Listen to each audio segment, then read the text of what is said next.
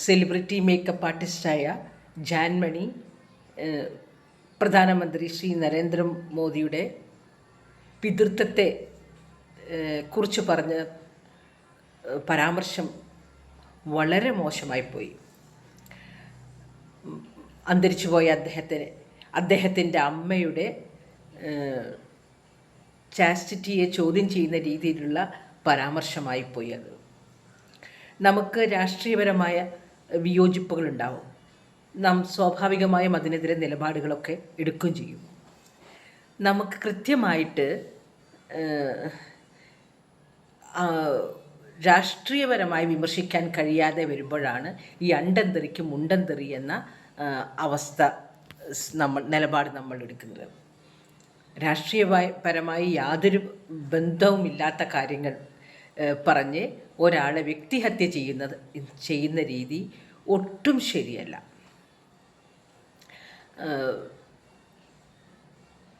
അദ്ദേഹത്തിൻ്റെ പ്രധാനമന്ത്രി നരേന്ദ്രമോദിയുടെ രാഷ്ട്രീയ നിലപാടുകളെ അതിനിശ്ചിതമായി വിമർശിക്കാം. നമുക്ക് അതിനുള്ള എല്ലാവിധ അവകാശങ്ങളുമുണ്ട്. അതിൽ അദ്ദേഹത്തിനെതിരെ സമരം ചെയ്യുന്നവരോടും അനുകൂലിച്ചുകൊണ്ട് സമരത്തിൽ പങ്കെടുക്കാം. എല്ലാ രീതിയിലും അദ്ദേഹത്തെ നമുക്ക് മുട്ടുമടക്കാനായിട്ടുള്ള സൈക്കോളജിക്കൽ വാർഫെയർ ടെക്നിക്സ് ഒക്കെ ഉപയോഗിക്കാം. പക്ഷേ അന്തരിച്ചുപോയ ഒരുപാട് സഹന വഴിയിലൂടെ നടന്നുപോയ ഒരു പാവം പിടിച്ച ഒരു സ്ത്രീയെ അപമാനിക്കുകയും പൊതുസമൂഹത്തിൽ അദ്ദേഹത്തിൻ്റെ പിതൃത്വത്തെ ചോദ്യം ചെയ്യുകയും അല്ലെങ്കിൽ അദ്ദേഹം ഇല്ലിസിറ്റ് റിലേഷൻഷിപ്പിൽ ജനിച്ച ഒരു മകനാണെന്ന് പറഞ്ഞ് പരിഹസിക്കുകയും ഒക്കെ ചെയ്യുന്നത് വളരെ മോശമാണ്. ഇതിനു മുന്നേ അദ്ദേഹത്തിൻ്റെ ചായക്കടക്കാര എന്ന് പറയുന്നുണ്ട്. ഈ ചായ എന്ന് അഭിസംബോധന ചെയ്ത പാട്ടുകളൊക്കെ നമ്മൾ പലരും പാടുന്നത് നാം കേട്ടിട്ടുണ്ട്. അത് അദ്ദേഹം ചായക്കട നടത്തിക്കോട്ടെ. കഴിഞ്ഞ ദിവസം ഒരു കാർട്ടൂൺ ഞാൻ കൊണ്ട് ചായ വിൽക്കാൻ എന്തിനാ മോനെ ഇത്രയും ചെറുപ്പത്തിൽ ചായ വിൽക്കാൻ വേണ്ട, ഇപ്പം തന്നെ വിറ്റ് തുടങ്ങാനല്ലേ പ്രധാനമന്ത്രി ആവാൻ സാധിക്കുമെന്ന്. ഡിഗ്നിറ്റി ഓഫ് ലേബർ നമ്മൾ വിശ്വസിക്കുന്ന ആൾക്കാരാണ് നമ്മൾ. എന്താ ചായ വിൽക്കുന്നത് മോശം കാര്യമാണോ? അതേപോലെ തന്നെ പിണറായി വിജയൻ്റെ അച്ഛൻ ചെത്തുകാരൻ കോരൻ എന്ന് പറയുന്നതിനൊക്കെ നമ്മൾ പരിഹസിക്കാറുണ്ട്. എന്തിനാണ് ഇതൊരു ജനാധിപത്യ സമൂഹമല്ലേ, മാന്യമായി തൊഴിലെടുക്കാം. കക്കുകയും പിടിച്ചു പറിക്കുകയും ഒന്നുമല്ലല്ലോ നാം ചെയ്യുന്നത്. അപ്പോൾ എന്തുകൊണ്ട് നമുക്ക് മാന്യമായി പണിയെടുത്ത് ജീവിച്ചുകൂടാ? അങ്ങനെ ചെയ്തിട്ടും story is a pit to summit story എന്ന് പറയാം. അദ്ദേഹം അടിത്തട്ടിൽ നിന്ന് വന്ന് ഭാരതത്തിൻ്റെ ലോകത്തിലെ ഏറ്റവും വലിയ ജനാധിപത്യ രാജ്യത്തിൻ്റെ പ്രധാനമന്ത്രി ആയി എന്ന് പറയുന്നത് നിസ്സാര കാര്യമല്ലല്ലോ. അപ്പോൾ അതൊരു ഇൻസ്പയറിങ് സ്റ്റോറിയല്ലേ ആകേണ്ടത്. അപ്പോൾ അതിനെ അദ്ദേഹത്തിൻ്റെ ജോലിയെ, അദ്ദേഹത്തിൻ്റെ അദ്ദേഹത്തിൻ്റെ അമ്മയുടെ ചാസ്റ്റിറ്റിയെ, അച്ഛൻ്റെ പിതൃത്വത്തെ ഒക്കെ ചോദ്യം ചെയ്യുന്ന രീതിയിൽ സംസാരിക്കുന്നത് വളരെ മോശമാണ്, സംസ്കാരശൂന്യമാണ്. നമ്മൾ 4 പുത്തനുണ്ടായി എന്ന് പറഞ്ഞാൽ സംസ്കാരം ഉണ്ടാവണമെന്നില്ല. ഈ സെലിബ്രിറ്റി മേക്കപ്പ് ഇപ്പം നമ്മൾ ഒരു രീതിയാണ്. എവിടെയും ഈ സിനി ആർട്ടിസ്റ്റിനെ, സെലിബ്രിറ്റികളെ കൊണ്ടുവന്ന് അവർക്ക് കൃത്യമായ നിലപാടോ ബുദ്ധിയോ ഒരു ധാരണയോ ഒന്നും ഉണ്ടാവണമെന്നൊന്നുമില്ല. അവരെ ആളുകളെ കൂട്ടാനും ഒക്കെ ആയിട്ട് അവർക്കില്ലാത്ത ക്വാളിറ്റീസൊക്കെ അവർക്ക് ചാർത്തിക്കൊടുത്തുകൊണ്ട് ഏത് ദിവസവും ഏത് സ്ഥലത്തേക്കും ഏത് വേദിയിലേക്കും കെട്ടിയെഴുന്നള്ളിക്കുന്ന ഒരു രീതിയുണ്ട്. അപ്പോൾ അവർക്ക് തന്നെ അറിയുന്നില്ല. അവരുടെ സ്കിൽസിനെ നമ്മൾ റെസ്പെക്റ്റ് ചെയ്യുന്നുണ്ട്. അതേപോലെ പക്ഷേ എല്ലാവർക്കും ദാർശനികമായ കാര്യങ്ങളിലൊന്നും ഉണ്ടാകുന്ന നടന്മാരുണ്ട്, നടിമാരുണ്ട്. എല്ലാവർക്കും ഉണ്ടായിക്കൊള്ളണമെന്നില്ല. അപ്പോൾ എവിടെയും എന്തിനും എവിടെയും ആക്സെപ്റ്റൻസ് ഉള്ള ഒരു സമൂഹം നടന്മാരാണ് എന്ന രീതിയായിട്ടുണ്ട്. അവർക്ക് മാത്രമേ വിലയുള്ളൂ എന്നുള്ളത്. ഗ്ലിറ്ററിൽ നിൽക്കുന്ന ആൾക്കാർക്കാണ് ഇപ്പോൾ സമൂഹം വില കൽപ്പിക്കുന്നത്. അപ്പോൾ പൊട്ടത്തരങ്ങൾ പലതും വിളിച്ചു പറയും. ഒന്നിനെക്കുറിച്ചും പഠിക്കാതെയും അറിയാതെയും ഒരാളോട് വിദ്വേഷം ഉണ്ടെങ്കിൽ വായി തോന്നിയത് കൊതയ്ക്ക് പാട്ട്. അത് കേൾക്കാനും ഈ ഓൺലൈൻ മീഡിയാസൊക്കെ ഇത്തരക്കാരെ പൊക്കിക്കൊണ്ട് നടക്കുന്നുണ്ട്. അതുകൊണ്ട് തന്നെ തനിക്ക് തനിക്ക് ചുറ്റും ഒരു വലിയ സമൂഹമുണ്ട്, തന്നെ കേൾക്കാൻ ആൾക്കാരുണ്ട്, താൻ എന്ത് പറഞ്ഞാലും പൊട്ടിച്ചിരിക്കാൻ ആൾക്കാരുണ്ട് എന്നൊരു രീതി ഇത്തരക്കാർക്ക് വന്നു ചേരുന്നുണ്ട്. ഒരു താനെന്തോ മഹാസംഭവമാണ്, അല്ലെങ്കിൽ പൈസയാണല്ലോ കോൺഫിഡൻസ് കൊടുക്കുന്നത്. അപ്പോൾ അർഹിക്കുന്നതിലപ്പുറം കാശ് വരുമ്പോൾ തങ്ങൾക്ക് എന്തും പറയാം.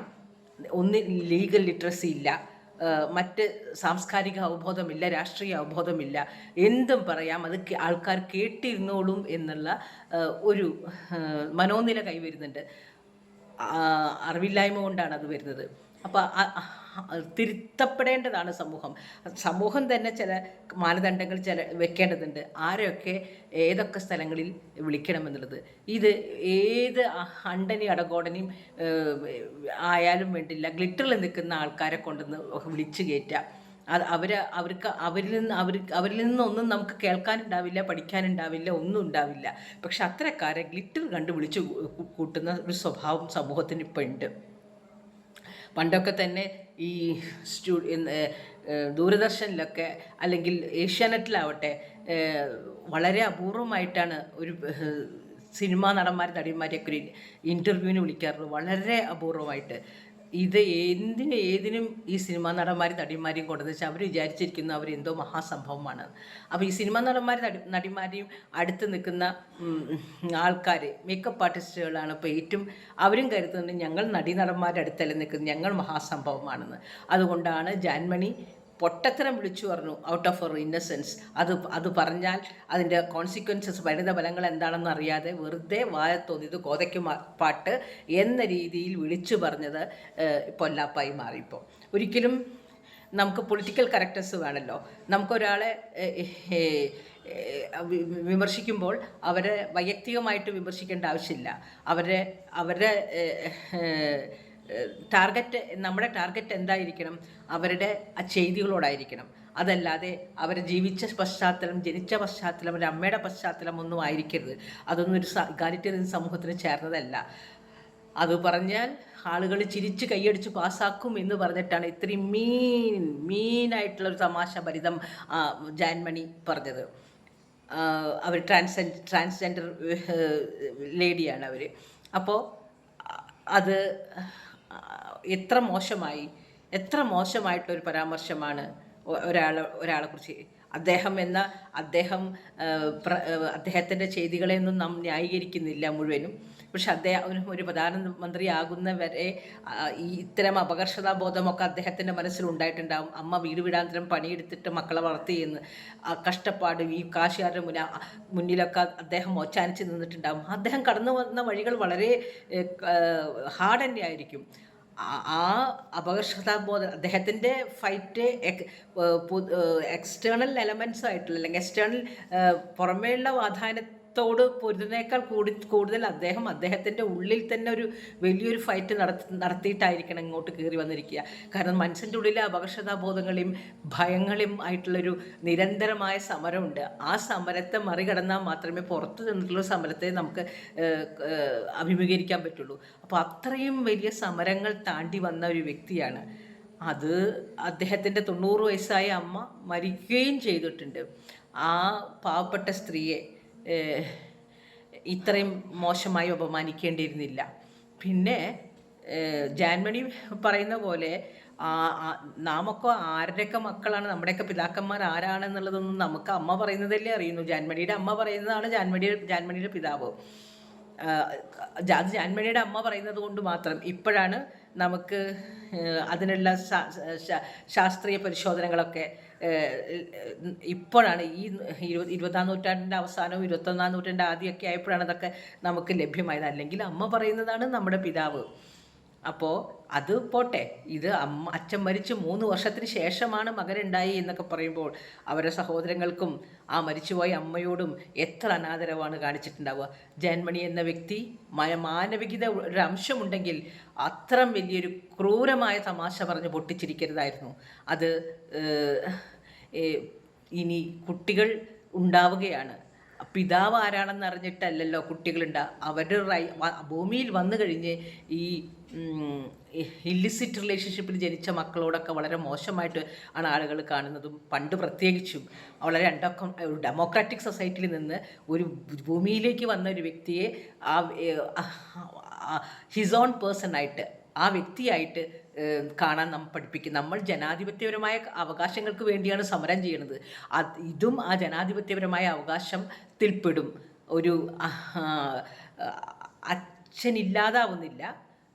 സോഷ്യൽ നോംസ് അനുസരിച്ചിട്ടുള്ള ഒരു ബന്ധത്തിൽ നിന്നല്ല ഒരു കുഞ്ഞുണ്ടായതെങ്കിൽ കൂടി കുഞ്ഞിന് ജനാധിപത്യപരമായ അവകാശമുണ്ട്. അച്ഛനെ നോക്കിയിട്ടോ അമ്മയെ നോക്കിയിട്ടോ അല്ല ആ കുഞ്ഞിനെ നാം ആക്സെപ്റ്റ് ചെയ്യേണ്ടത്. കുഞ്ഞിനെ കുഞ്ഞായി ആക്സെപ്റ്റ് ചെയ്യണം. ജനാധിപത്യപരമായ അവകാശത്തിന് വേണ്ടി നാം സമരം ചെയ്യുമ്പോൾ ഇത്തരം ജനാധിപത്യ വിരുദ്ധമായ പരാമർശങ്ങൾ പറയുന്നത് അങ്ങനെ ജനിച്ചുപോയ കുഞ്ഞുങ്ങളുടെ മനസ്സിലും പോലും ഒരു സ്റ്റിഗ്മയുടെ ഒരു കരിനിഴൽ വീഴ്ത്തുകയാണ് ജാൻമണി ചെയ്യുന്നത്.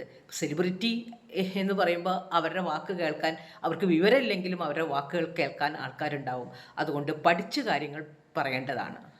നന്ദി, നമസ്കാരം.